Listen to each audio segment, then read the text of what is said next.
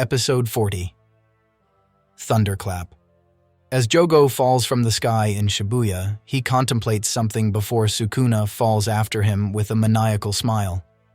In the streets of Shibuya, a stressed Megumi is circled by a seanced Toji. Megumi notes that the man's superior speed despite having no cursed energy, likening him to a stronger version of Maki Zenin. Thanks to Toge Inumaki, clearing the street of civilians and transfigured humans, Megumi concentrates on the opponent before him and tries to visualize winning as he prepares to summon Divine Dog Totality. However, Toji's intimidating presence causes Megumi to jolt back in fear and summon Rabbit Escape instead. As the rabbits appear, both fighters notice Sukuna's presence suddenly appearing in Shibuya, much to Megumi's confusion. The torrent of rabbits subsequently surround Megumi and Toji. As Megumi runs through the endless rabbits and makes the hand sign for Toad, Toji instinctively charges into the swarm of rabbits and nearly stabs Megumi with the sharpened, playful cloud. Megumi narrowly dodges the attack and runs away from Toji as the rabbits separate the two. Megumi escapes into a warehouse with rabbits in tow, but is quickly caught up by Toji. Noting that he does not have enough cursed energy left to use domain expansion again, Megumi resorts to close quarters combat with Toji. Even with the help of his rabbits, Megumi is completely outclassed by Toji in hand-to-hand combat, who effortlessly blocks all his strikes while repelling the rabbits' attacks. After throwing Megumi away, the swarm of rabbits charge Toji, who throws the remaining piece of playful cloud into the air before stomping the ground hard enough to shatter it and launch all the rabbits into the air. Within the short time frame before the staff falls back down, Toji rapidly launches the tiny pieces of debris that were kicked up as well through the rabbits with his fingers, destroying them all instantly. As Toji catches the falling staff, Megumi is terrified. Meanwhile, the Kusakabe team aimlessly wanders around Shibuya. By 11:01 p.m., they're in front of Shibuya Stream. Panda struggles to exit a room while imploring his teacher to hurry and find Satoru Gojo since Toge relocated all the civilians to safety and confirmed that Satoru has been sealed. Panda breaks down the door he was stuck on and asks how they plan on heading to Fukutoshin Line platform. Frustrated, Kusakabe angrily tells Panda that Satoru is not the only person who matters. He then comes up with an excuse to distract Panda. In reality, Kusakabe doesn't want to die fighting the group that managed to seal Gojo, so he wants to keep buying time. Knowing that Panda would go to B5F alone if he knew its location and not wanting to be alone in Shibuya, Kusakabe orders Panda to continue carefully searching their environment while considering acting lost in the station. The two then notice the appearance of two curse users, Manami Suda and Toshihisa Negi, who ask if they are sorcerers affiliated with Jujutsu High and demand their surrender since they don't want to kill other sorcerers. Panda informs Kusakabe that there are 3 more curse users hiding behind them. Kusakabe then tells the former commanders of Suguru Ghetto that he doesn't want to be killed but doesn't want to surrender either. He then asks for the curse users' motivations and wants them to take as much time as they want, hoping to buy himself some time. Meanwhile, Megumi struggles to flee from Toji as he is chased down and repeatedly struck into nearby vehicles. After narrowly dodging a truck kicked towards him by Toji, Megumi escapes up a building. As he runs across the roof, Toji throws several manholes covers at him before launching a truck up towards Megumi. The truck explodes, though Megumi safely avoids it by sliding off the roof. Toji then throws Playful Cloud at him, but Megumi barely dodges it as well. Megumi then summons Nue, which carries him away through the air. Realizing that dragging out the fight will only be disadvantageous for him, Megumi decides he needs to finish the battle as soon as possible, since his sole advantage is that Shoko Ieri is stationed somewhere in Shibuya. Earlier, at 10:51 p.m., Shoko is seen smoking at a toll gate on the Metropolitan Expressway while being guarded by Principal Yaga and his cursed corpses. She tells him to join the fight, but Yaga refuses, claiming that she's extremely crucial to the operation and would be targeted if the enemies discovered her location due to her ability to heal others with reverse cursed technique, a skill that not even Satoru possesses. If not for her, both Ijichi and Ino would have died. Shoko retorts that Yaga's quick thinking played a crucial role as well, since she wouldn't have been able to save the two if she waited for Nanami's signal, thus freeing him up to help with the mission. Yaga then asks why Shoko is smoking, believing she quit a long time ago. Shoko puts out the cigarette and reveals that she's just feeling nostalgic about her student days. Toji breaks through a window and enters an office workspace. Noticing a nearby chair move, he walks over and pulls the table aside, only to find a few rabbit shikigami. The sprinklers in the room then break, spraying water everywhere and confusing Toji. Nue suddenly appears next to the window and electrocutes the water in the room, causing a massive explosion. Megumi, who was nearby, then jumps down the building, cushioning his fall with a group of rabbits. As Toji jumps down after him, Megumi notes that he should bear the risk of battle rather than his shikigami, but must also limit his injuries. Toji nearly stabs down on Megumi, though the latter is pulled into an alleyway by Toad's tongue, avoiding the attack. By moving into the alleyway, Megumi is able to limit Toji's options to approach him. As Toji stands at the end of the alleyway, Megumi surmises that he has to predict his opponent's timing because of his speed, and understands that any flaw in timing will surely result in death. Toji suddenly blitzes Megumi and is about to stab him, but his foot is suddenly submerged inside Megumi's shadow. This throws off Toji's balance, causing him to non-lethally stab through Megumi, who takes the advantage to grab him and draw a sword from his shadow that he attempts to stab Toji with. However, Toji disappears in an instant, avoiding it with incredible speed despite it being at point-blank range. Toji suddenly recalls a past memory when he met and negotiated with Nyobito to sell Megumi to the Zenin family. Toji believed that Megumi would have potential and he could possibly make something of himself in the family. As Toji walks away and tries to convince himself that he doesn't care, he remembers his late wife's request for him to take care of Megumi. Back to the present, Toji suddenly asks Megumi what his name is, who answers Fushiguro. Proud that his son chose Fushiguro over Zenin, Toji stabs himself in the head, killing his vessel in order to save his son. His body collapses, shocking Megumi. Megumi runs over and kneels down to examine the body of his deceased opponent. He notices that his face changed back into Ogami's grandson's and wonders about the identity of the man he fought.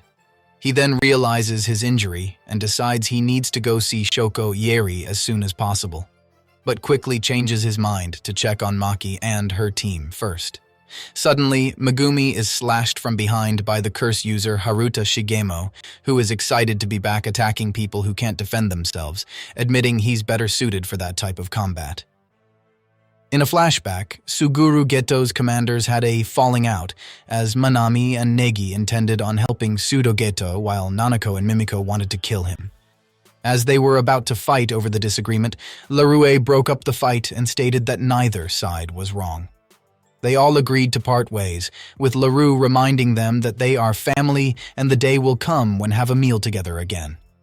Back to the present, Manami states that her group inherited Geto's will and asks if Kusakabe surrenders.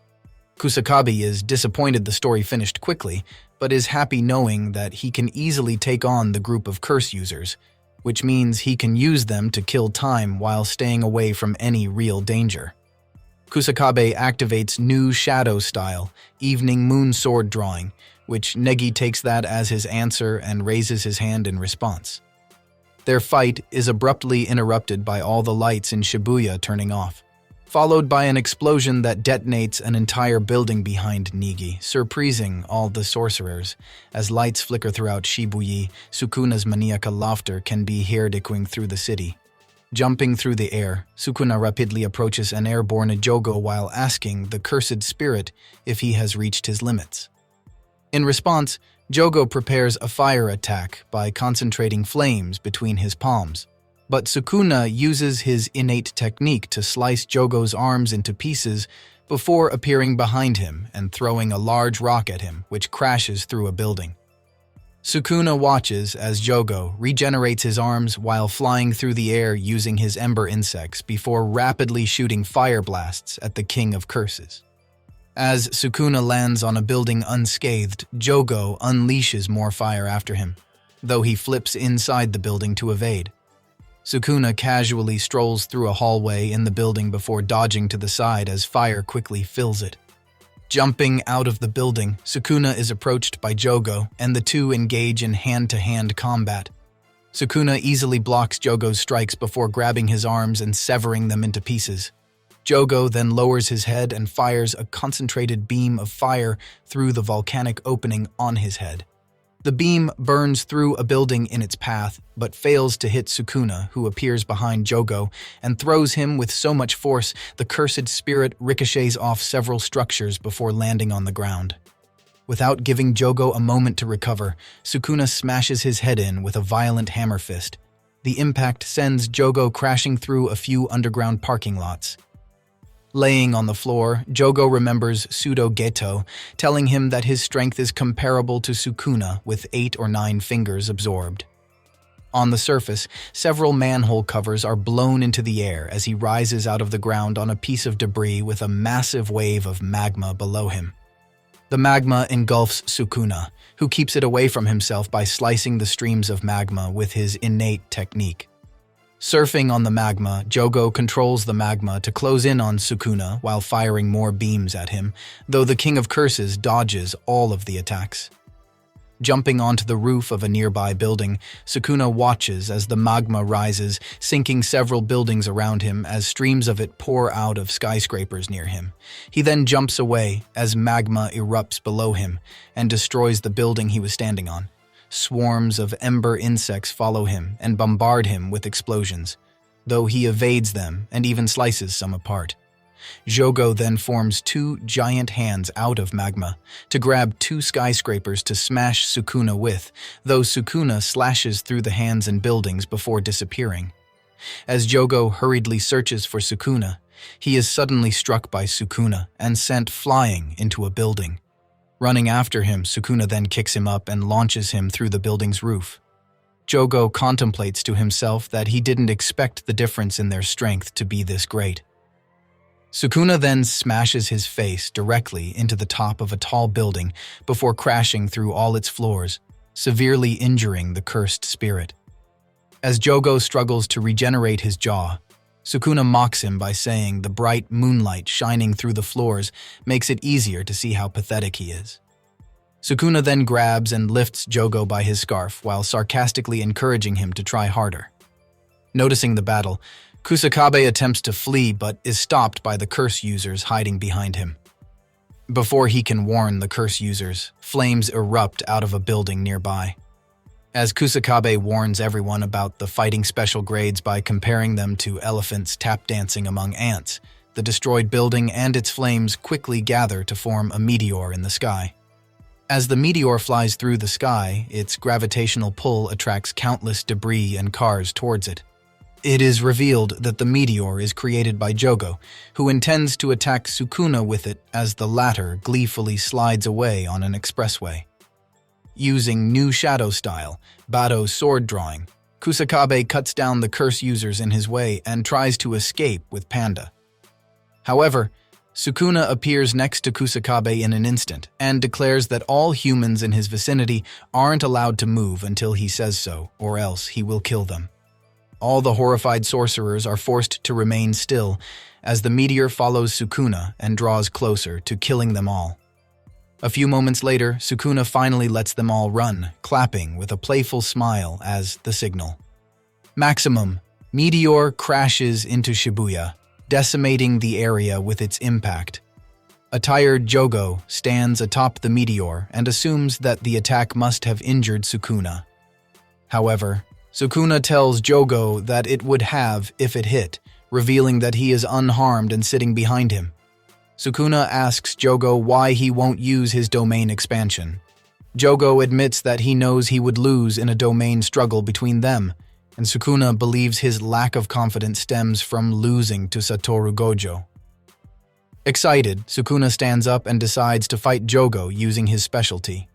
He then commands Aka to open, allowing him to generate and manipulate flames from his hand.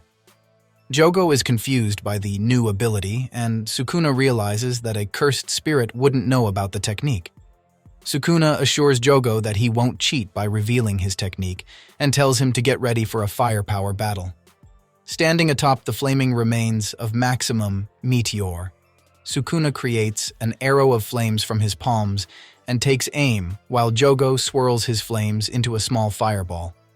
Jogo enters a fantasy and reunites with his deceased allies, Hanami and Dagon, apologizing to them. Hanami reassures him that Mahito is still alive and will continue to grow stronger since death is something humans fear, but acts as a mirror for them, with Mahito being that mirror, which is why Jogo made him the leader. Jogo expresses his desire to reunite with them someday after they are reborn as new entities. Sticking to his ideology to the end, Jogo says that the cursed spirits are the true humans. Sukuna abruptly enters the fantasy and asks Jogo if he wanted to become human. Before Jogo can retort, Sukuna clarifies that he knows Jogo meant he wants curses to take the place of humans, but he believes this is foolish.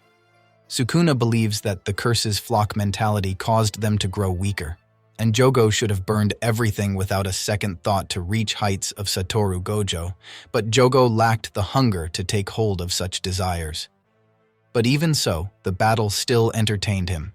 Sukuna admits that compared to everyone he has fought over the last millennia, Jogo isn't bad. He commends Jogo, telling him to stand proud because he's strong. Acknowledged for his strength, Jogo sheds a tear and asks what's going on, though Sukuna claims he doesn't know either. Back in reality, Sukuna looks at Jogo's smoldering corpse as a building collapses behind him. He then questions the identity of the curse user behind him, revealed to be Uraumi, who has come to greet Sukuna. Sukuna is surprised to see Uraumi, recognizing them. At 11:07 p.m. on Dogenzaka, an unknown creature walks towards Shigemo, who curses an unconscious and bloodied Megumi and demands he wake up.